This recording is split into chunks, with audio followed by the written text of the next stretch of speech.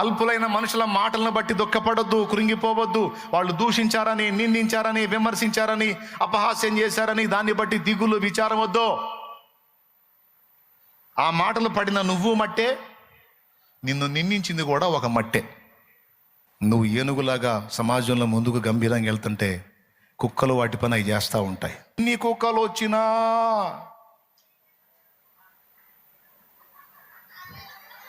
ఎన్ని కుక్కలు వచ్చినా దాన్ని తొండం ఖరీదు చేయవు, దాన్ని కాలి ఖరీదు చేయవు.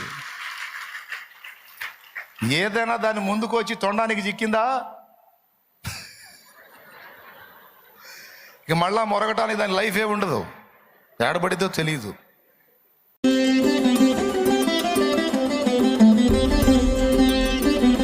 మనం ఈరోజు వెంపర్లాడుతున్న సంపాదన, ఆస్తిపాస్తులు, అంతస్తులు, హోదాలు, వాళ్ళు వీళ్ళు ఇలా అలా అన్నారని అహము, బాధ, వేదన, కలవరం, ఇదంతా ఒక రకంగా చెప్పాలంటే రేపు మనకు దేవుడు ఇవ్వబోతున్న భవిష్యత్తు యొక్క ఆశీర్వాదంతో పోలిస్తే ఇప్పుడు మన తపన, మన ఏడుపంతా గోళీల కోసమేనబ్బా. మైండ్ బాగా పనిచేసిన వాళ్ళు ఈ పాయింట్ పట్టుకుంటారు. స్తోత్రం. రేపు మనకి దేవుడు ఇవ్వబోతున్న వాస్తవిక సంపద, మనల్ని తీసుకెళ్ళబోతున్న ఆ వాస్తవిక ప్రపంచంలోనికి తీసుకెళ్ళినప్పుడు అప్పుడు మనం ఈ అల్పమైన వాటి కోసం ఎంత దిగులు పడ్డామో, ఎంత వేదన పడ్డామో, ఎంత కృంగిపోయామో, ఎంత పేషెంట్లు అయ్యామో, మనల్ని చూసి మనమే నవ్వుకుంటాం. మరి ఏంది అంత పిచ్చిగా ప్రవర్తించానేంది నేను, ఇప్పుడు గోళీలు గుర్తొచ్చినప్పుడు ఎట్లా నవ్వుకుంటాం, అట్లా ఖచ్చితంగా అనుకుంటాం మనం. ఏది మరి ఏంది అంత చండాలంగా తపన పడ్డానేది నేను.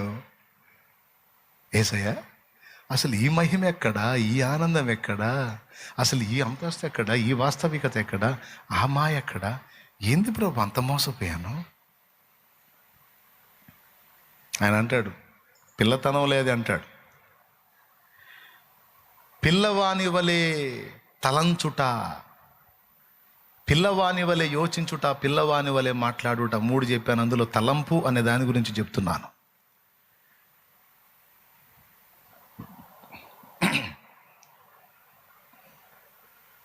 చక్రవర్తులేరి, సామ్రాజ్యాలేయి, కట్టుకున్న కోటలు శిథిలాలయ అలా ఉన్నాయి, కానీ కట్టించిన రాజుల అడ్రస్ లేకుండా పోయారు. అందరూ స్థిరం, శాశ్వతం అని భ్రమించి బ్రతికారు. యుద్ధాలు చేశారు, ప్రాణాలు తీశారు, దుర్మార్గాలు చేశారు, హత్యలు చేశారు, అన్యాయాలు చేశారు, అక్రమాలు చేశారు, కడుపులు కొట్టారు, నోళ్ళు కొట్టారు.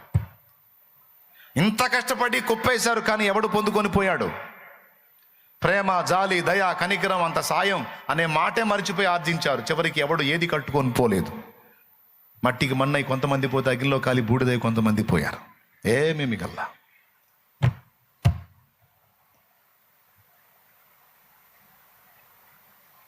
ఈరోజు మనం కలిగి ఉండే ఎంతవరకు ఉంటాయో తెలియదు.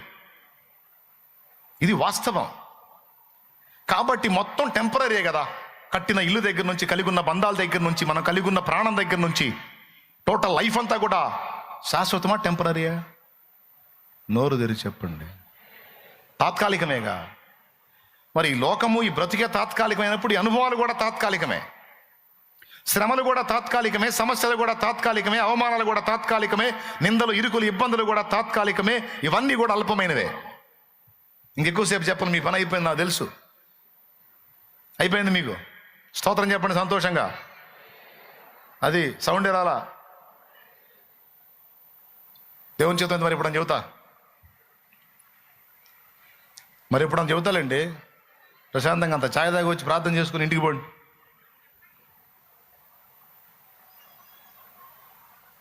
తమ్ముడా, ఈరోజు మనం తపన పడుతూ వెంపర్లాడుతున్నవన్నీ ఒకనాడు నువ్వు చూస్తే, ఈరోజు పిల్లతనంలో ఉన్నప్పుడు గోళీల కోసం ఎంత తపన పడ్డావో, పెద్దోడివై వాటిని చూసి నవ్వుకుంటున్నావు.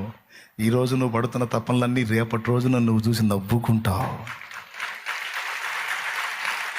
యేసయ్య నీ కృప తలంచగానే నా శ్రమలు శ్రమలుగా అనిపించలేదే. యేసయ్య నీ కృప తలంచగానే నా శ్రమలు శ్రమలుగా అనిపించలేదే. ఈ లోకాన్ని ప్రేమించి, ఈ బంధాలను ప్రేమించి, ఈ పాపాన్ని ప్రేమించి, ఈ భోగాలను ప్రేమించి మారు మనసు పొందునానా అంటే మారు మనసు పొందడు, రక్షణ పొందమ్మంటే రక్షణ పొందదు, పాపాలు గడుక్కోమ్మా బాప్తిస్మం ఉందంటే బాప్తిస్మం పొందదు. చూద్దాంలేండి, తర్వాత లేండి, టైం ఉందిలేండి, ఇప్పుడు తొందర ఏముందిలేండి.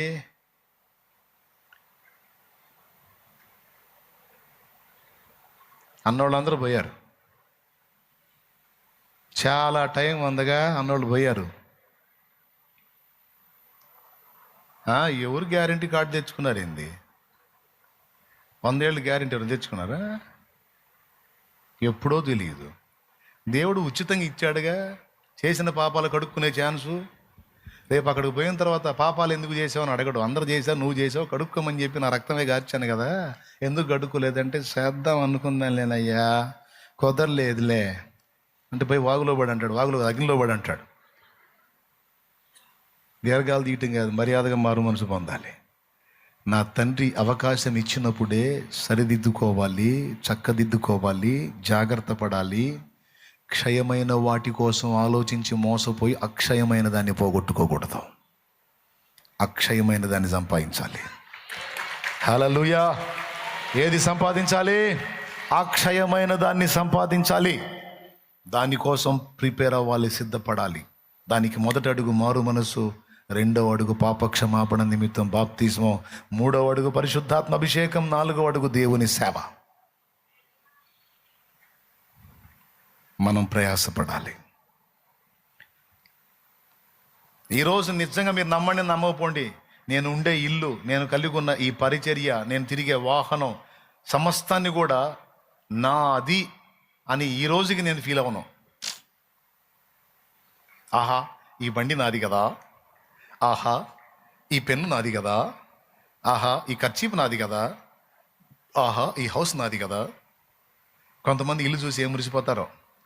పోతా కూడా కట్ట కూడా డాబా కడతాడు, పోతా కూడా బైక్ మీద పోతా కూడా ఎవడి కింద పడతామని కూడా భయం లేకుండా వెనక్కి చూస్తాడు, బాగుందా నా బిల్డింగ్ అని. ప్రేమ. కానీ ఉంటామా? నా ఫీలింగ్ చెప్తున్నాను నేను. ఏది నాదని నేను అనుకోవట్లేదు. ఆఖరికి ఇక్కడ నిలిచి ఇక్కడ ప్రకటించిన ఈ మందిరము, ఈ పరిచర్య, ఈ ప్రజలు, నేను, నా స్థానం, ఇది ఏది కూడా. ఎందుకంటే ఏదో ఒకనాడు నేను కూడా దేవుని రాజ్యం చేరాలి, మీరు చేరాలి. మీరు చేరరా? ఉంటారా ఉట్టిగట్టేడే? ఏమో, దేవునికి స్తోత్రం. మిమ్మల్ని పంపించి నేనో, నన్ను పంపించి మీరో పోవాలి కదా, అక్కడికి చేరాలిగా, అదే పర్మనెంట్ ప్లేస్గా. కాబట్టి నేను మోసపోదలుచుకోలే. ఏది నాదని నేను అనుకోలేదు, అనుకోను కూడా. మోసపోవద్దు బిడ్డలారా, అది నేను చెప్పేది. మోసము తలంచవద్దు, భ్రమించవద్దు. మనుషులు, మనం కలిగిన వస్తువులు, మనం తపన పడి ఆరాటపడే పరిస్థితులు ఏవి పర్మనెంట్ కాదు. అవి అల్పమైనవే. అనుబంధాలు అల్పమైనవే, మనం తపన పడేవి అల్పమైనవే. కాబట్టి వాటి కోసం మనం ఏదో జుట్టంతా ఊడిపోయేంత ఆలోచించాల్సిన సీన్ వాటికి ఇవ్వద్దు.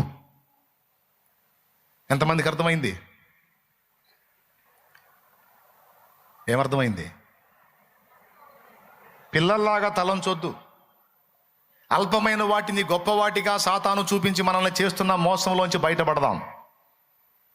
నీకు అది లేదు కదా, నీకు ఇది లేదు కదా, ఆమె చూడు ఒంటి నిండా బంగారమే, నీ బతుకు ముక్కు పొడకుండా. వాళ్ళు చూడు అపార్ట్మెంట్లో పెద్ద పెద్ద ఫ్లాట్లు తీసుకున్నారు, నీ ముఖానికి ఇంతవరకు అద్దె కొంపే. అప్పుడు నువ్వు సైతాన్ని చెప్పు, రే సైతాన్, ఈ లోకమే మనుషులకు అద్దె కొంపరా? ఎవర్రా ఇందులో స్థిరంగా ఉండేది? ఎవర్రా శాశ్వతంగా ఉండేది? ఇంతవరకు నీకు అద్దె కొంప అంటే రకరకాల అనుభవాలు నాకున్నాయి. రా సొంత ఇళ్ళ వాళ్ళకి ఏమున్నాయి? వాళ్ళకి ఎప్పుడు ఒకే ఇల్లు. నాకు ఇంటి 100 కోపం వచ్చినప్పుడల్లా వేరే ఇల్లు.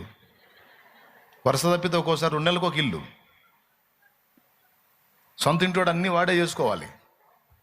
అది మేమైతే ఓనరే మాకు అన్నీ సర్వీస్ చేస్తాడు. ఒక రకంగా చెప్పాలంటే రాజా విలాస జీవితంరా. అద్దె పడేస్తున్నాం, బతికేస్తున్నాం, ఓనర్ చేతే సర్వీస్ పొందుతున్నాం అని చెప్పు సైతానికి. అంతేగాని సైతాన్ వచ్చి నీ బతుకంతా అద్దె కొంపేగా, సొంత ఇల్లు లేదు కంటే, అవును సైతాన్ ప్రభువా సొంత ఇల్లు లేదు నాయనా ప్రభువా అని ఎడవా. నా తండ్రి చిత్తం అయితే ఇస్తాడు, ఒక ఇల్లు కాదు 4 ఇళ్ళు ఇస్తాడు ఆయన చిత్తం అయితే. అస్సలు నువ్వు ఆలోచించవద్దు దాని గురించి. నువ్వు ఆలోచించే కొద్ది ఆటాడిస్తాడు వాడు. వదిలేయి, పర్వాలేదులే ప్రభా, అద్దిలానే ఇచ్చావు నిలవరమైన నివాసం, స్తోత్రం ప్రభా, పౌలంతటి వాడి అద్దింట్లో ఉన్నాడు, నేనెంత ప్రభా, నీకే వందనాలు అని బ్రతికేయి. దాన్ని బట్టి కృతజ్ఞతలు చెప్పు. నా తండ్రి చిత్తం అయితే నీకు సొంత ఇల్లు ఇస్తాడు. ఆమేన్. నా బిడ్డలందరికీ దేవుడు పెద్ద పెద్ద ఇళ్ళు, సొంత ఇళ్ళు ఇవ్వాలి, యేసునామములో ఇచ్చునుగాక. ఆమేన్. మనోళ్ళు కిరాయిలకు పోయి ఎవరిని అడుక్కోవటం కాదు. కిరాయికి ఇల్లు అడిగితే మీ కులం ఏంది? ఇదొక దరిద్రం. ఫస్ట్ అడిగే క్వశ్చన్ అదే, ఏం క్యాస్ట్ మీరు, ఏం క్యాస్ట్, మీదే మతం. మతం అడిగి కులం అడిగి ఇల్లు ఇస్తున్నారు. నా బిడ్డలకు ఆ గతి పట్టకుండును గాక. దేవుని బిడ్డలందరూ ఇల్లు అద్దెకి వెతుక్కునేవాళ్ళు కాదు, అద్దెకి ఇచ్చే స్థితిలోకి ఎదుగుదురు గాక యేసు నామములో. ఆమేన్. అలా ఫిక్స్ అయిపోండి, ఇస్తాడు యేసయ్య. నువ్వు యేసయ్యతో చెప్పాలి, ఇయ్యకపోయినా పర్వాలా, అద్దీంట్లోనైనా సరే నిన్ను స్తుతిస్తా ప్రభువా. అంతేగాని నా బతుకంతా అద్దీంట్లోనే తెల్లారేటట్టుంది, రేపు సత్తే ఎక్కడ బండ పెడతారో ఏమో అని దిగులు పడద్దు. ఎక్కడ గ్యాప్ లేకపోతే ఎడ తీసుకొచ్చి పండుగ పెడతాను, నీకెందుకు, ప్రశాంతంగా ఉండు. దేవునికి స్తోత్రం. అరే ఎక్కడ గతి లేదంటే ఏం పర్వాలా, ఫోన్ చేయి, తండ్రి ఇంత తండ్రి సన్నిధి ఉంది, మేము ఉన్నాగా. నేను ఈరోజు స్పెషల్గా చెప్తున్నాను అనుకోవద్దు, ఆల్రెడీ చాలామందికి చేశా. నా ఇంటి ముందు పెట్టుకొని చాలామందిని నేను పంపించా. అబద్ధం కాదు, చూసిన వాళ్ళు తెలుసు, అడుగు వెనకోళ్ళని. అంతగా నాకు సొంత ఇల్లు లేదు, నాకు గతి ఏంటంటే నా ఇంటి దగ్గర చేస్తా. భయపడద్దు. నా ఇల్లు, నీ ఇల్లు, మనందరి ఇల్లు ఇల్లే, ఇల్లే, ఇల్లే, దేవుని ఇల్లే మన ఇల్లు, దేవుని ఇల్లే మన ఇల్లు, మన ఇల్లు. హల్లెలూయా. ఆయన అన్యాయస్తుడా? మనకు ఆ పరిస్థితి రానిస్తాడా? ఒకవేళ వస్తే అంతకన్నా ధన్యత ఏముంది? అందరూ వాళ్ళ ఇళ్ళ ముందు పోతే నిన్ను దేవుని సన్నిధిలో నుంచి పంపించడం అంటే మామూలు రికార్డు అది. అది అందరికి దొరికిద్దా? అద్దెళ్ళ వాళ్ళకి మాత్రమే దొరికిద్ది. దేవునికి స్తోత్రం కలుగును గాక. గుర్తుపెట్టుకో, ప్రతి సిచ్యువేషన్లో, ప్రతి సన్నివేశంలో దేవునిలో ఆనందాన్ని వెతుక్కోగాని కృంగిపోవాకు, కలవరపడవాకు, కలత చెందవాకు. ఏం కలవరం అన్నాయా, బతుకంతా కష్టమే, ఒక ముక్కు పుడకు కూడా గతి లేదు, అవతల వాళ్ళు ఆంతున్న బంగారాలు దిగేసుకొని తిరుగుతూ ఉంటాడు. ఏదమ్మా వాళ్ళు దిగేసేది? ఇక్కడ మనుషులు పెట్టుకునే బంగారం అంతా పరలోకపు డాంబరు. డాంబర్ అంటే మీకు తెలుసా? తారు. పరలోకంలో రోడ్ల మీద బంగారం ఉంటుందని దేవుని వాక్యం సెలవిచ్చింది. కాబట్టి ఎవరైనా ఇది ఇన్ని తులాలు, ఇది ఇన్ని సవర్లు, ఇది ఇంత అంత అన్ని ముందు ఎచ్చులు పడ్డారనుకో, నీ లోపల ఫీల్ అవు, డాంబరే, డాంబరు, ఇదంతా డాంబరానందం. ఏమానందం? ఇదంతా డాంబరానందం. పడమ్మా, డాంబికురాలు డాంబరానందం. స్తోత్రం. ఆనందపడమ్మా అనుకోవటమే. అడిగారు అనుకో, ఏంటోదినా కనీసం నీకేంది, ఏం కొనిపెట్టట్లేదు, ఏం లేదు, నీ పరిస్థితి ఏందో చాలా బాధగా ఉంది అందనుకో, నాకు అట్లాంటిది ఏముంటుంది అదినే. మేమంతా విశ్వాస కుటుంబం కదా, దేవుడిని నమ్ముకునే వాళ్ళం కదా మేము, మాకు ఈ బంగారాలు ఈ వెండి ఇవన్నీ మాకు లెక్కలో కాదు అంటే అనుకుంటుంది. లేక ఈ డైలాగులు వేస్తుంది, ఉంటే ఆమె కూడా పెట్టుకోదా అయింది, లేక వేస్తుంది ఈ డైలాగ్ అనుకుంటారు. అప్పుడు నువ్వు చెప్పు, ఉన్నా మేము దానికి విలువ ఇవ్వం, డబ్బు ఉన్నా మేము దానికి విలువ ఇవ్వం. ఎందుకంటే ఈ లోకము కంటే శ్రేష్టమైన బంగారమును సైతము నా దేవుడు మా పాదాల కింద ఉంచబోతున్నాడు. కడలి లేని కడగండ్లు లేని కల్లోల స్థితి గతులు దరికే రాని, కడలి లేని కడగండ్లు లేని కల్లోల స్థితి గతులు దరికే రాని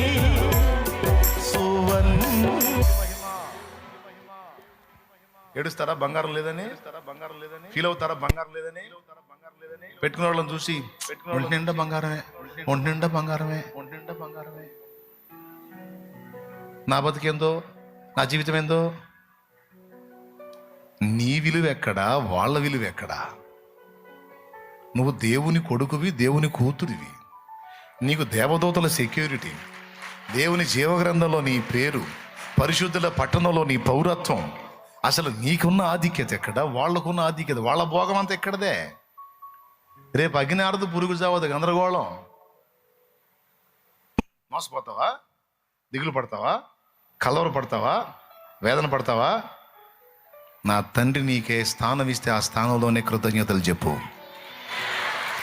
నేను సంపన్నుడిగా చేస్తే అందును బట్టి స్తోత్రం, బీదవాడిగా చేస్తే అందును బట్టి స్తోత్రం, ఉద్యోగస్తుడిగా చేస్తే స్తోత్రం, ఉద్యోగం ఇవ్వకపోయినా స్తోత్రం, కార్మికుడిగా చేస్తే స్తోత్రం, కర్షకుడిగా చేస్తే స్తోత్రం, యజమానుడిగా చేస్తే స్తోత్రం, దాసురాలిగా చేసిన స్తోత్రం. ఇవన్నీ అల్పమైనవి, తాత్కాలికమైనవి. బాధలు, బంధాలు, అనుబంధాలతో పాటు పరిస్థితులు కూడా టెంపరీ. కాబట్టి సాతాను చేసే మోసం మీరు స్వీకరించొద్దు. వాడు అల్పమైనవి శాశ్వతమైనవిగా భ్రమ పుట్టిస్తాడు. శాశ్వతమైన వాటిని అసలు ఆలోచించకుండానే చేస్తాడు. మన మైండ్ ఎప్పుడు కూడా అక్కడ ఉండాలి. ఎక్కడ ఉండాలి? రోడ్డు మీద పోయేటప్పుడు అక్కడ ఉండాలని పైకి చూసుకుంటూ పోయారు. హృదయం పైనున్న వాటినే వెతకాలి. మోసపోయిన వాళ్ళు ఏమో భూమి మీద ఎత్తుక్కుంటారు. మోసం నుండి బయటపడ్డాళ్ళు అక్షయమైన దాన్ని వెతుకుతారు. అబ్రహాము విశ్వాసముతో పాటలు ఎక్కువవుతుంటేగా వదిలే పాడాలా? దేనికోసం ఏది చూశాడు? ఒక రాజుకు తగినంత ఐశ్వర్యవంతుడై ఉండి అందులో భోగాలు అనుభవించాల. గుడారంలో బతికాడు. ఏం కర్మయా? చక్కని పక్క భవంతి కట్టుకుని అందులో ఎంజాయ్ చేయొచ్చు కదా. ఈ గుడార బతికేంది అని అడిగితే అబ్రాం అన్నాడు, పక్కా బిల్డింగ్ కట్టుకున్నా ఉండను కదరా. నేను కట్టిన బిల్డింగ్ ఉంటుందా, నేను ఉండనుగా. కాబట్టి ఈ లోకం నాకు స్థిరం కాదు, ఈ లోకం నాకు తాత్కాలికం. నేను ఎదురు చూస్తుంది పునాదులు గల పట్టణము అక్కడుంది. దానికోసం చూస్తున్నా, నేను దానికి సిద్ధపడుతున్నా. ఈ లోకాన్ని అనుభవించడం కాదు, ఆ లోకాన్ని సాధించడానికి తిప్పలు పడుతున్నా. అంత సౌండ్ మనకుంటేనా అసలు పరలోకం లేదు, దేవుడు లేదు. మొత్తం రోడ్ల మీద తిరుగుతూ ఉండేవాళ్ళం కారు వేసుకొని. అప్పట్లో గుర్రాలు గాడిదలు కదా, ఆ గుర్రాలు గాడిదలు వేసుకొని తిరుగుతూ ఉండేవాళ్ళం. అసలు దేవుడిని కూడా పట్టించుకునేవాళ్ళం కాదు. అందుకే దేవుడు దేవుడు మనకి అంత సౌండ్ ఇల్లేదు. దేవుడు అడ్రస్ కూడా దొరికేవాళ్ళం కాదు. అబ్రహాంకి అవేవి పట్టలా, వేటిని లక్ష్య పెట్టలా. అంత సంపన్నుడై ఉండి సాధారణ జీవితం జీవించారు. అబ్రహాము విశ్వాసముతో స్వదేశం విడిచెను, పునాదులు గల పట్టణము కై వేచి జీవించెను. అబ్రహాము విశ్వాసముతో స్వదేశం విడిచెను, పునాదులు గల పట్టణము కై వేచి జీవించెను. హల్లెలూయా. ఎందుకు పునాదులు గల పట్టణం అది అన్నాడు అంటే, ఈ లోకం ఇది భూమి కూడా ఉండదు కాబట్టి. భూమి మీద ఇల్లు కాదు, భూమి ఏమి ఉండదు.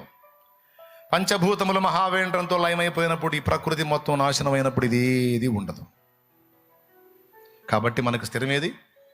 పునాదులు గల పట్టణం. నా తండ్రి ఇంట అనేక నివాసములు కలవు, లేని యెడల నేను మీతో చెప్పుదును. నేను మీకు స్థలము సిద్ధపరచ వెళ్ళుచున్నాను. నేను వెళ్ళి స్థలము సిద్ధపరిచి నేను మరలా వచ్చి మీరు ఎల్లప్పుడూ నాతో కూడా ఉండుటకై నేను మిమ్మను తీసుకొని పోవుదును. యోహాను సువార్త 14వ అధ్యాయము 1వ వచనం నుంచి కిందికి జరిగితే ఈ మాట ఉంటుంది. స్తోత్రం. అక్కడికి వెళ్తాం సోదర. మనం అది స్థిరం. ఇక్కడ ఎవడు ఎంత కలిగి ఉన్నా ఫ్రెష్గా ముఖ్యమంత్రి అయ్యాడు పాపం వైఎస్ఆర్ గారు. అది ఏమంటుందని హెలికాప్టర్లో వెళ్ళారు, పౌరాల గుట్టలో అయిపోయాడు, చనిపోయాడు. పదవి ఆపిందా? అధికారం ఆపిందా? సెక్యూరిటీ ఆపిందా? ఎవరు ఆపారు? ఈయనని లేదు, ఆయనని లేదు, ఎవరైనా విజయము సాధించినట్టి. మరి మీకు తెలియని పాట ఏంది? ఇంకెందుకు పాడటం? అది సంగతి. అది కాబట్టి అయ్యా, నీ నడువులు నొప్పులు పుడితేనే ఆలోచిస్తున్నా నేను. అది అసలు విషయం.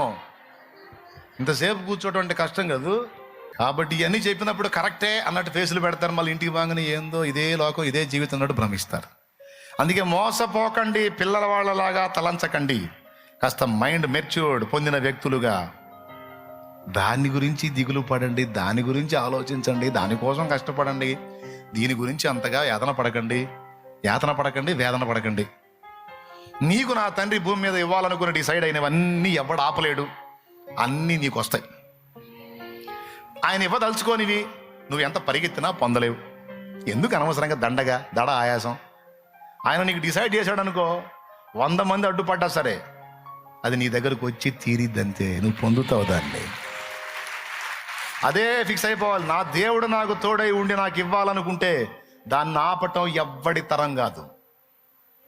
అంతే. నా దేవుడు నాకు ఇవ్వకపోతే నేను ఎంత పరిగెత్తినా నాకు దొరకదు. ఇంతోటి భాగ్యాన్ని ఎలా జుట్టు పీక్కొనవలేను, మెంటలు వచ్చింది నాకు ఎందుకు ఆలోచించవలేను, నేను దాన్ని విసర్జిస్తానని ఫిక్స్ అయిపో, ప్రశాంతంగా ఉండు. ఓకేనా? దేవుడిచ్చింది దేవునికే స్తోత్రం. పర్మనెంట్ మన ఆలోచన అంతా కూడా శాశ్వతమైన అక్షయమైన దానికోసం ఉండాలి. కష్టం దానికోసం ఉండాలి, ప్రయాస దానికోసం ఉండాలి, దర్శనం దాని మీదే ఉండాలి. ఎంతమంది ఒప్పుకుంటున్నారు? అది దృష్టిలో పెట్టుకోండి. చాలామంది యోధులు వెళ్ళిపోయారు. మనం కూడా ఆట్టే కాలం ఉంటాం కొద్ది రోజులు. చూడండి, అలెగ్జాండర్ ది గ్రేట్ హ్యాండ్స్ బయట పెట్టాడు. నేను చనిపోయినప్పుడు నన్ను తీసుకెళ్ళండి ఇలా అని చెప్పాడు. ఆ ఖాళీ చేతులు ఏంటో తెలుసా? లోకంలోకి వచ్చినప్పుడు ఖాళీగా వచ్చాను, వెళ్ళేటప్పుడు ఖాళీగా వెళ్తున్నాను రా, నేనేం తీసుకెళ్ళట్లేదు, ఎవరి బ్రతుకైనా ఇంతే, మీరు ఈ క్షయమైపోయే దాని గురించి ఆలోచించొద్దు, అక్షయమైన దానికోసం కష్టపడండి అని చెప్పగానే చెప్పాడు.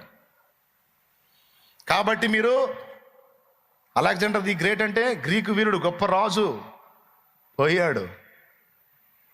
అల్పులైన మనుషుల భోగాలు చూసి మోసపోవద్దు, అవి నాకు లేవని యాతన పడొద్దు. నంబర్ 1. అల్పులైన మనుషుల మాటలను బట్టి దుఃఖపడొద్దు, కృంగిపోవద్దు. వాళ్ళు దూషించారని, నిందించారని, విమర్శించారని, అపహాస్యం చేశారని దాన్ని బట్టి దిగులు విచారం వద్దు. ఆ మాటలు పడిన నువ్వు మట్టే, నిన్ను నిందించింది కూడా ఒక మట్టే. అదొక మట్టి ముద్ద, ఇదొక మట్టి ముద్ద. నిన్ను నిందించిందేమన్న మహిమ, అది మట్టి ముద్దగా. ఒకనాటికి నిన్ను నిందించినోడు పోతాడు, తర్వాత నువ్వు కూడా ఉండకపోవచ్చు. ఎవ్వడు ఇక్కడ స్థిరుడు లేడు. కాబట్టి వాళ్ళు నన్ను తిట్టారు, వీళ్ళు నన్ను దూషించారు, వాళ్ళు అలా అన్నారు, వీళ్ళు ఇలా అన్నారని వేటిని గురించి కూడా కృంగుబాటులోకి రానియొద్దు. నీ మనసుని సాతాను చేసే మోసంలోకి వెళ్ళిపోవద్దు. నువ్వు వాడు ఇదే జీవితం పర్మనెంట్, ఇదే లైఫ్ పర్మనెంట్ అని భ్రమ పుట్టిస్తాడు, మోసగిస్తాడు. ఆ మోసంలోకి వెళ్ళొద్దు. దూషణలను లక్ష్య పెట్టొద్దు. సమాజంలో ఎప్పుడు కూడా నిన్ను ప్రేమించే వ్యక్తులు కొంతమంది ఉంటే, నిన్ను ద్వేషించే వాళ్ళు కొంతమంది ఉంటారు. అందరినీ ఎప్పుడు సంతోషపెట్టాలని ట్రై చేయొద్దు. అందరికీ ఇంపుగా ఉండాలని ఎప్పుడు ట్రై చేయొద్దు. ఎంత మంచిగా బతికినా, ఎంత నీతిగా ప్రవర్తించినా, ఎంత జాగ్రత్తగా ఉన్నా ఒక వర్గం నిన్ను ఎప్పుడు ద్వేషిస్తానే ఉంటుంది. ఎందుకంటే దేవుడు అంతటి వాడికే తప్పలా ఈ బాధ. యేసు ప్రభుని అందరూ మెచ్చుకుంటారా? ప్రపంచంలో కొంతమంది అచ్చంగా యేసుని ద్వేషించే జాతి ఉంది. ఏం చూసి, ఏం తప్పు చేశాడు, ఏం లోపం ఉంది, కానీ ఎందుకు అంత అసభ్యంగా యేసును మాట్లాడతాడు? ఒక దుర్మార్గుడు అంటే వాడంతే సాతాను సంబంధి. వాడెప్పుడు అదే పనిలో ఉంటాడు. అలాగే యేసు ప్రభు అంతటి వాడికే ఒక వర్గం యొక్క ద్వేషం ఎప్పుడు తప్పనప్పుడు, దోషణ ఎప్పుడు తప్పనప్పుడు నీకు నాకు ఎలా తప్పిద్ది సోదరా? వాళ్ళు అలా అన్నారు, వీళ్ళు ఇలా అన్నారు, ఒక్కోసారి నాకు ఎందుకు బతకాలో అర్థం కావట్లేదు, చచ్చిపోవాలనిపిస్తుంది, నీ బొంద అనిపిస్తుంది. ఎందుకు అనుకుంటావు అట్లా? లైన్లో ఉన్నారా? అయిపోయింది, ఇక లేస్తున్నా, స్తోత్రం చెప్పండి అని మీ నమ్మకం పుట్టడానికి లేచాలే. ఎందుకు కృంగిపోతావు? మాటలు మన చెవులకు తగిలినప్పుడు బాధ కలిగిద్ది, కానీ మనం స్వీకరించవద్దు. దేవునికి అప్పచెప్పేద్దాం. స్తుతి మహిమ ఘనత అన్నీ ఆయనకే. గౌతమ బుద్ధుడు మంచి ఫేమస్, ఆయన మంచి వ్యక్తి. గౌతమ బుద్ధుడు ఎంతమందికి తెలుసు?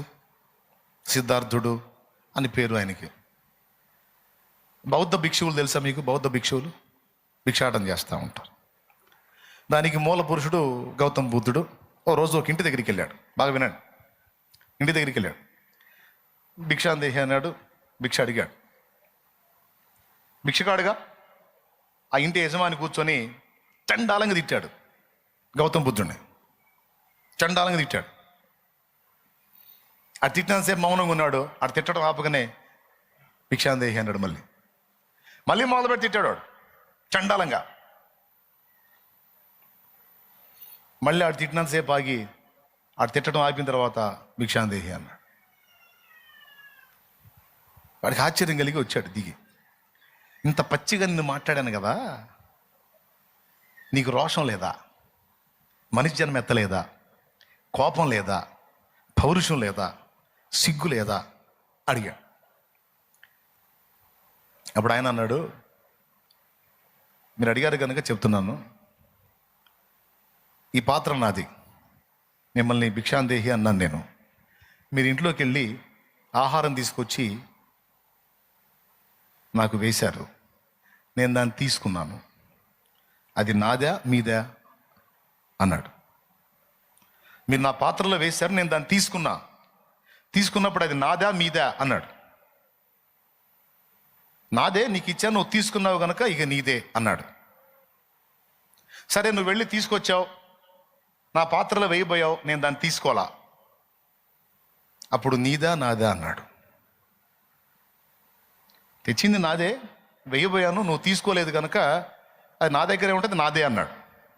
అట్లాగే నువ్వు ఇంతసేపు తిట్టిన తిట్లు నేను తీసుకోవాలా, అప్పుడు అవన్నీ ఎవరి? సెలవు అని వెళ్ళాడు. ఏమైనా అర్థమైందా మీకు? అందుకే వాళ్ళు మహానుభావులు అయ్యారు, మనమే పెట్టున్నాం. దేవునికి స్తోత్రం కలుగును గాక.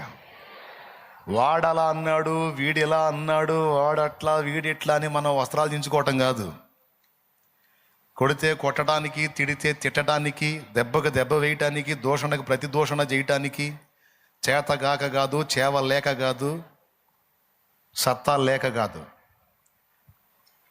దాడికి ప్రతి దాడే దేవుడు చెప్పింది అయితే దానికి ఎప్పుడో సిద్ధమైపోయే పరిస్థితి ఉండేది. కానీ తొందరపడి దాడి చేసేవాడు కాదు గొప్ప, దాడిని సహించేవాడు. తొందరపడి నోరు జారి తిట్టేవాడిది కాదు గొప్పతనం. ఆ దూషణను కూడా పూర్ణమైన ఓర్పుతో సహించి భరించి తట్టుకొని నిలబడతాడు చూడు, వాడు ఘనుడు, వాడుది గొప్ప. నోరు జారటానికి ఏం కావాలి? ఆవేశం చాలు. కానీ జారిన మాటను తట్టుకోవటానికి ఓర్పు, సహనం అనే సత్క్రియలు కావాలి. కాబట్టి దూషణకు ప్రతి దూషణ చేయొద్దు, కీడుకు ప్రతి కీడు చేయొద్దని నా యేసయ్య చెప్పాడు. నువ్వు ఏనుగులాగా సమాజంలో ముందుకు గంభీరంగా వెళ్తుంటే కుక్కలు వాటి పని అవి చేస్తూ ఉంటాయి. వాటి జాతి లక్షణం, వాటి తప్పే ఉంది. ఇప్పుడు మరి బజార్లో అంత లావది పోతుంది, మరి బజార్ మొత్తానికి సరిపోయేంత ఆకారం పోతుంది. కుక్క గుండె జారిపోదు, అమ్మో ఇదేందిరా నాయన ఇంతలా ఉందని. అప్పుడు ఒక కుక్క ఆగిద్దా?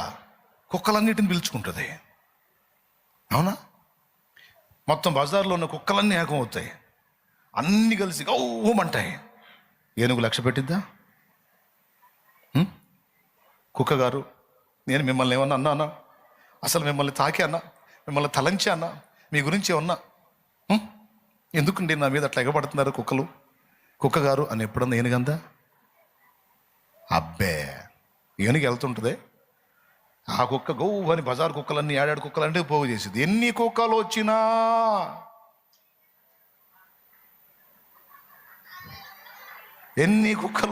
దాన్ని తొండం ఖరీదు చేయవు, దాన్ని కాలి ఖరీదు చేయవు. ఏదైనా దాన్ని ముందుకు వచ్చి తొండానికి చిక్కిందా ఇక మళ్ళా మొరగటానికి దాని లైఫ్ ఉండదు, ఏడబడిద్దో తెలియదు. బతికుంటుందో సచ్చితో కూడా తెలియదు. అది పరిస్థితి. దేవునికి స్తోత్రం కలుగునుగా.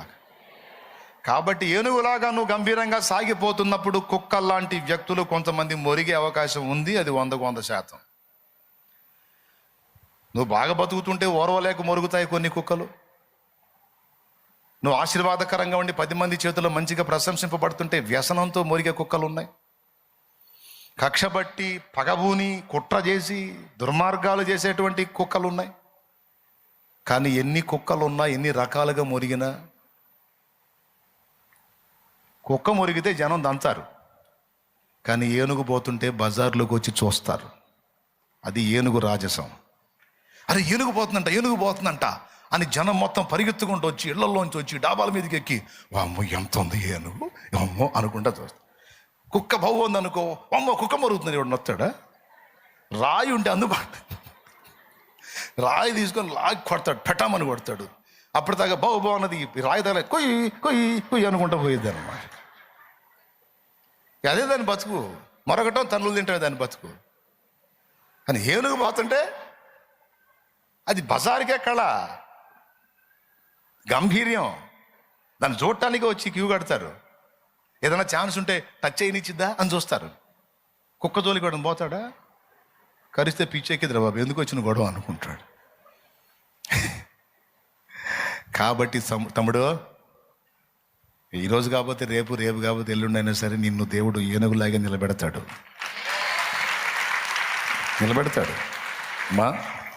నిలబెడతాడు రా. రాజసంగానే నిలబెడతాడు. నిన్ను తలగా నియమిస్తాడు కానీ తోకగా నియమించున్న దేవుడు. అప్పుడైనా లేకపోతే ఇప్పుడైనా నిన్ను మొరిగే కుక్కలు ఎప్పుడు కొన్ని ఉంటాయి. అస్సలు పట్టించుకోద్దు ఆ కుక్కల్ని. పట్టించుకున్నావా నీ హోదా దిగజారిపోయిద్ది. అది ఏనుగంతటిది కుక్కకు తిరిగిందంటే కుక్క గొప్పదైపోయిద్ది. అది కుక్క ఎంత గొప్పదిరా, అంతలా ఏనుగు నిలేసింది అని జనమంతా ఏనుకెళ్ళి కాదు కుక్కకెళ్ళి చూస్తారు. అర్థమైందా? కుక్కను పట్టించుకోపోతేనే ఏనుగు రాజసం. కొన్ని కుక్కలకు అర్థమైంది ఈ విషయం. దేవునికి స్తోత్రం కలుగును గాక. హల్లెలూయా, హల్లెలూయా, హల్లెలూయా. దేవునికి మహిమ కలుగును గాక. అర్థమైందా? కొన్ని ఉన్నాయి జాతి తక్కువ కుక్కలు. ఆ కుక్కలకు అర్థమైంది ఇప్పుడు ఈ విషయం. కాబట్టి ఎన్ని కుక్కలు మురిగినా నీవు లక్ష్య పెట్టవద్దు. నీవు యూదా గోత్రపు సింహం బిడ్డవే. రాజసంగా వెళ్ళిపో. రాజమార్గములో నన్ను నడుపుచున్న రాజు నీవేగా. రాజమార్గములో నన్ను నడుపుచున్న రాజు నీవేగా. ఎంతమంది సంతోషంగా ఉన్నారు? అరే రే కుక్కల గురించి చెప్పేసరికి మీకు ఎంత హ్యాపీ అనిపించిందండి. దేవునికి మహిమ. ఈ కుక్కలు మీ వెంట కూడా పడతాయి. ఆయన లక్ష్య పెట్టద్దు. నువ్వు యేసయ్య అశ్వానివి, యోధా గోత్రపు సింహం పిల్లవి. అది ఓకేనా? ప్రశాంతంగా ముందుకు సాగిపో. మోసపోవద్దు, కలవరపడద్దు, కంగారు పడద్దు. అదంతా పిల్లవాడి తలంపు. ఎవరి తలంపు? పిల్లల తలంపు. యోచన ఏంటో, మాటలు ఏంటో మరోసారి ధ్యానిద్దాం. ఈరోజు చెప్పిన విషయాన్ని దృష్టిలో పెట్టుకోండి. అక్షయమైన దాని గురించి ఎక్కువ ఆలోచన చేయండి. గోళీలాటను ఆడిన ఒకనాడు ఈరోజు అదే గోళీలు చూసి నవ్వుకుంటున్నాం మనం. రేపు దేవుడిచ్చి అక్షయమైన దాన్ని పొందుకున్నప్పుడు క్షయమైన దానికోసం మనం ఎంత యాతన పడ్డామో అది చూసి నవ్వుకుంటాం, సిగ్గుపడతాం. ఆనాడు నీకున్న రూపాయికి 10 గోళీలు వచ్చినాయేమో, ఈరోజు నువ్వు సంపాదించిన ధనానికి లక్షల గోళీలు వస్తాయి. అవునా?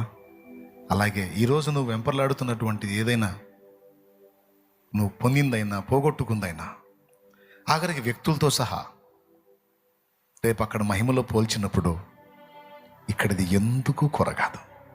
ఇది ఫస్ట్ గుర్తుపెట్టుకో. Praise the Lord. దానికంటే ముందేం చెప్పాను? ప్రేమ యొక్క ప్రాముఖ్యత చెప్పాను. అసలు ఆ ఒక్క మొక్కతో చెప్పి ఆపేసేయచ్చు. కానీ ఎందుకో ఇది కూడా చెప్పాలనిపించింది చెప్పా. ప్రేమ విలువ తెలుసుకొని ప్రేమ కలిగి నడుచుకో. ప్రేమను బట్టే ప్రజల్ని ప్రభావితం చేయగలవు.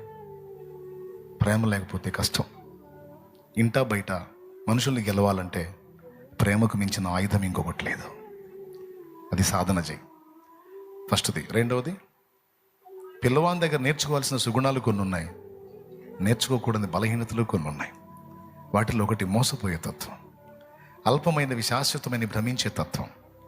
వాడికి తెలియదు. పెద్దవాళ్ళు మనకు తెలుసు. వాడు పోయి తనులు తింటుంటాడు గోళీలు ఆట దగ్గర. అరే గోళీలు రా, ఎంత రావి అంటాం మనం. లేదు డాడీ ఇవే నాకు కావాలంటాడు వాడు. అలాగే పిల్లల మనసు ఏంటంటే అల్పమైన వాటిని స్థిరమని భ్రమిస్తారు, అల్పమైన వాటిని ప్రేమిస్తారు, అల్పమైన వాటి కోసం ఆరాటపడతారు. పిల్లల మైండ్ అది. యేసయ్య మహిమతో మనల్ని చూసినప్పుడు మనం వాటి కోసం వీటి కోసం ఏడుస్తుంటే ఆయన పక్కన కూర్చొని ఏమిటాడు తెలుసా? నా కుమారి, అవి అల్పమైనవిరా. నా కుమారుడు, అవి అల్పమైన వాటి కోసం ఎందుకు దిగులు పడుతున్నావు? ఎందుకు కలవర పడుతున్నావు? ఎందుకు యాతన పడుతున్నావు? నీకు కావాల్సినవన్నీ నేను ఇస్తా కదా. ఈ భూమి మీద నీ మనుగడ సాగాటానికి కావాల్సినవన్నీ నేను ఏర్పాటు చేశా కదా.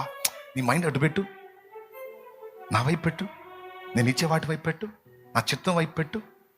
వాటి గురించి ఎందుకు నువ్వు దిగులు పడుతున్నావు? గోళీలాట కోసం పిల్లవాడు గోళీల కోసం తపన పడితే మనం ఎంత బాధపడతామో. ఈరోజు గోళీల కంటే హీనమైన అల్పమైన లోక భోగాల కోసం మనం యాతన పడుతున్నప్పుడు దేవుడు అంతే బాధపడతాడు. సరి చేసుకుందాం. ఇవి అల్పమైనవి నాకు తెలుసు ప్రభువా. అయినా భూమి మీద నేను మనుగడ సాగించాలి గనక, నలుగురిలో ఒక్కడిగా నేను ఉన్నాను గనక ఏదో మానవ సంబంధంగా యాతన పడుతున్నాను. కానీ ఇవన్నీ నాకు పర్మనెంట్ కాదు, అక్షయమైంది నీ దగ్గర ఉందని నాకు తెలుసు. నువ్వే నాకు ఎప్పటికీ శాశ్వతం అని తెలుసు. నీ మహిమే నిజమని తెలుసు అని దేవుని వైపు మళ్ళుకో. సాతాను చేసే మోసాన్ని స్వాగతించవాక. దిగులు పడతావా? కృంగిపోతావా? కలవరంలో బతుకుతావా?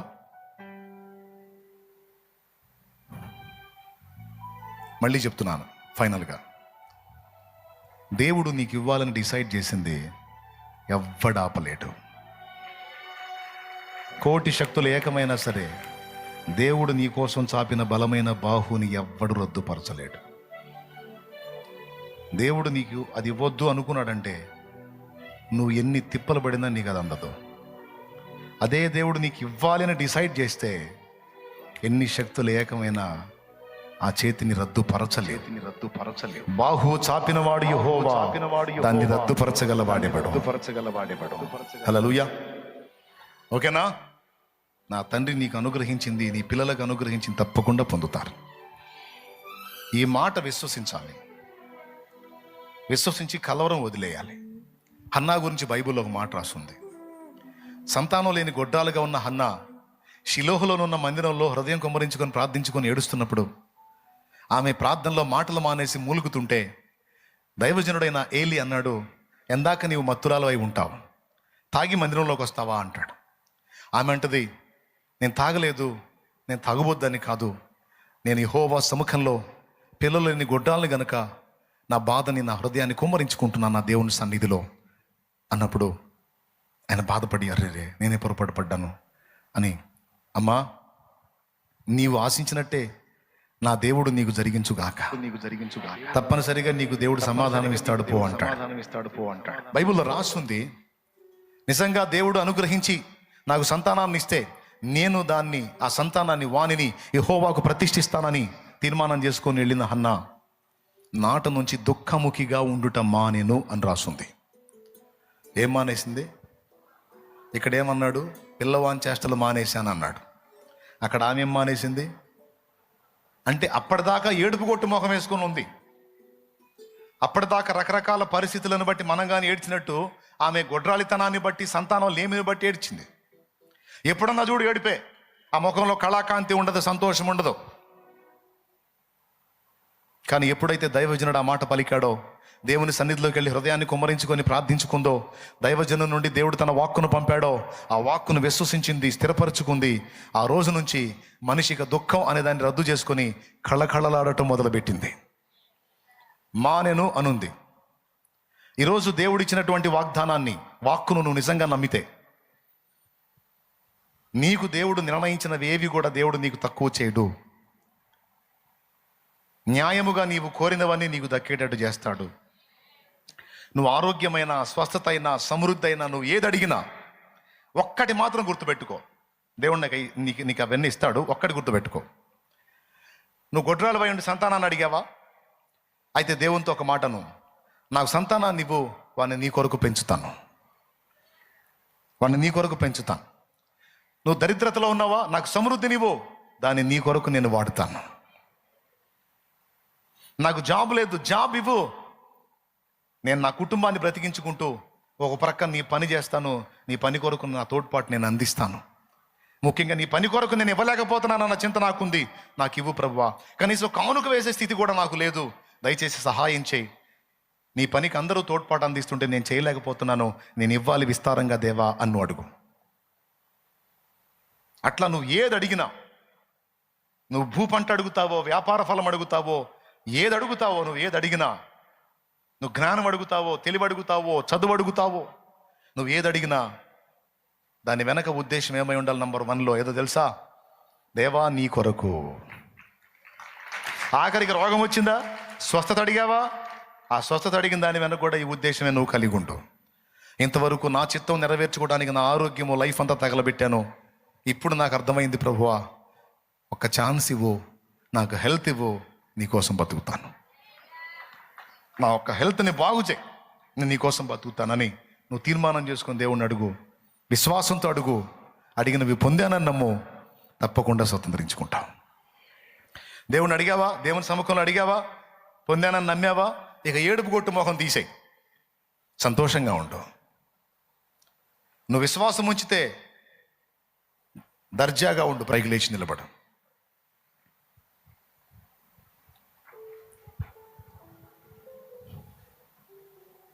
ఈ మోదీనా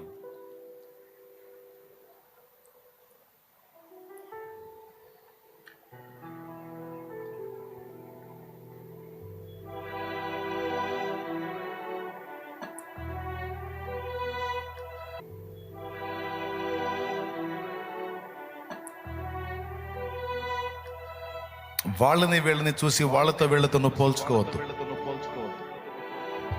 వాళ్ళని వీళ్ళని చూసి వాళ్ళతో వీళ్ళతో పోల్చుకొని నువ్వు నిరాశలోకి నెట్టుకోవద్దు, కృంగిపోవద్దు. వాళ్ళని వీళ్ళని చూసి వాళ్ళ మాటలు వీళ్ళ మాటలు విని నువ్వు కృంగుబాటులోకి వెళ్ళొద్దు. కుక్కలు మురుగుతాయి, వాటి పనదే, వాటిని లక్ష్య పెట్టొద్దు. దేవుడు నిన్ను ఏనుగులాగా చేశాడు, గంభీరంగా సింహంలాగా చేశాడు, రాజులాగా చేశాడు, రాణిలాగా చేశాడు. రాజ్యాలు లేకపోయినా నువ్వు రాణివే, రాజ్యాలు లేకపోయినా నువ్వు రాజువే. ఎందుకంటే రారాజు కొడుకువి, కూతురువి. అబద్ధం కాదు, అది నిజం. మనకు దేవుడిచ్చిన టైటిల్ రాజులైన యాజక సమూహము అని. రారాజు యేసయ్య అయినప్పుడు, యేసయ్య మనకు సమస్తమైనప్పుడు, ఆయనను బట్టి మనం ఏమయ్యా? రాజులము, రాణులమే. ఒక ఎదవ మనల్ని దరిద్రులు అంటే మనం దరిద్రులం అవుతామా? నీ బంధువులే వచ్చి దరిద్రపు దాన, నువ్వు దరిద్రపు దానివే, కనీసం ముక్కుపొడ కూడా దిక్కులేదు, నీకు సొంత కొంపలేదు, ఎందుకు బతుకుతున్నావే, చావవే, నీ బతుకు నువ్వు తేడా అంట. అప్పుడు నువ్వు పరిగెత్తుకుంటా ఒక మ్యూజిక్ వేసుకొని పరిగెత్తుకుంటా పోయి నేను చచ్చిపోతా నీ బొంద. అట్లాంటి పిచ్చి పనులు చేయొద్దు. నువ్వు దరిద్రపు దానివే, నీకు అది లేదు ఇది లేదు అని వాళ్ళు మాట్లాడితే నువ్వు సాడ్ మ్యూజిక్లు వేసుకొని లోపలికి పోయి సాబా బతుక అంటం కాదు, చిరునవ్వు నవ్వు. దరిద్రపు దానివి నువ్వు అని నువ్వు అన్నావు కదా, ఇచ్చిదానా, రారాజు కూతుర్నే తల్లి నేను, రారాజు యేసురాజు కూతుర్నే, రారాజు యేసురాజు కొడుకునే, పరలోక తండ్రి బిడ్డనే. మా నాన్న రారాజు అనండి.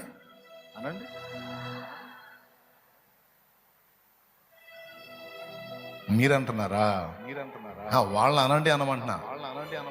మీరు అనండి, ఎన్ని అంటారో అనండి, ఎన్ని ఎగతాళి చేస్తారో చెయ్యండి, ఎంత హేళనగా మాట్లాడతారో మాట్లాడండి. నా తండ్రి జోక్యం చేసుకునేంత వరకు మీ డైలాగులన్నీ. నా తండ్రి జోక్యం చేసుకున్నాడు, మీరెవ్వరూ అందుకోలేనంత కృపలో నేను ఉంటా. నా తండ్రి నా లైఫ్ లో జోక్యం చేసుకున్న దాకా ఎవరి డైలాగులైనా, నా తండ్రి నా జీవితంలో తన హస్తం చాపిన దాకా ఎవరి మాటలైనా, నా తండ్రి నా పక్షంగా కదిలిన దాకా ఎవరి మాటలైనా, ఎవరి హేళనైనా, నా తండ్రి నా లైఫ్ లో జోక్యం చేసుకున్నాడు. మళ్ళీ మాట్లాడడానికి నీకు సౌండ్ కూడా ఉండదు. ఎందుకు తెలుసా? నేను రాజాదిరాజు బిడ్డని. ఆయన రక్తంతో నన్ను కొన్నాడు. ఆయన ప్రాణం ఇచ్చి నన్ను కన్నాడు. ఇది నిజం. కాబట్టి మీ మాటలు నేను లక్ష్య పెట్టను.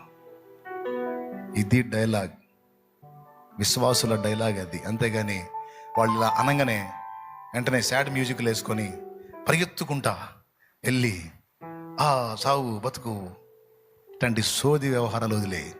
ఎన్ని కాదు. నేను పిలిస్తే ఎంత దీన స్థితిలో ఉన్నా సరే నీ హృదయంలో కలవరం రానియొద్దు. నా తండ్రి నిన్ను దర్శించిన దాకా, నీ లైఫ్లో జోక్యం చేసుకున్న దాకంతే. ఆయన జోక్యం చేసుకున్నాడు. నిన్ను ఎగతాళి చేసిన వాళ్ళందరి ముందు వాళ్ళకి అందకుండా అందరి కృపలో నిన్ను దాస్తాడు. నమ్ముతున్నావా? ధైర్యం తెచ్చుకో. నిబ్రం కలిగి ఉండవు. అదే ఆలోచన కలిగి ఉండవు. నా తండ్రి కింగ్ ఆఫ్ కింగ్స్, రాజుల రాజు. నాకు చింత లేదు. ఖచ్చితంగా నా లైఫ్లో జోక్యం చేసుకుంటాడు. నా కన్నీళ్ళు ఆనంద బాష్పాలుగా మారుస్తాడు. నా అవమానాన్ని కొట్టివేస్తాడు. నా నిందని కొట్టివేస్తాడు. నా తలను పైకెత్తుతాడు. సిగ్గుతో అవమానంతో నేను నించిన తలని ఆయన నా ఎదుటికొచ్చి నా తలను పైకెత్తుతాడు. నన్ను తన గుండెలకు హత్తుకుంటాడు. నా యేసురాజు నిత్యము నాకు తోడున్నాడు. నా యేసయ్య నాకు తోడుగా